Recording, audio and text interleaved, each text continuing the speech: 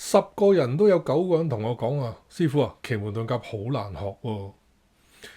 我通常個答案就係，其實你都未開始學，又自己嚇親自己啦。好多人都見到奇門遁甲個盤咧，密密麻麻符號啊，八星八門八神咁樣咧，就即刻放棄啦。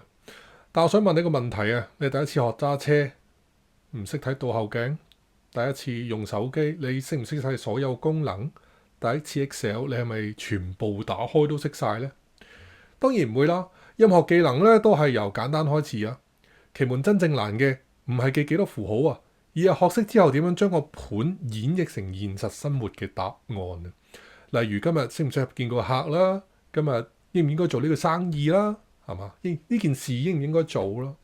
當你學識點樣用嘅時候，你就會發現奇門唔係一堆符號嚟嘅，而係一套幫你做決策、決定、策略嘅工具嚟嘅。我教咗咁多個學生徒弟，全職師傅都10個啦。呢10個師傅裏邊9個都係由白紙開始學起嘅。學奇門最難嘅，從來唔係個盤，而係有冇人識得教你。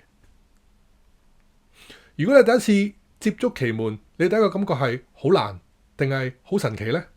留言打個難或者神，我想睇下大家有幾多人同你一樣啊！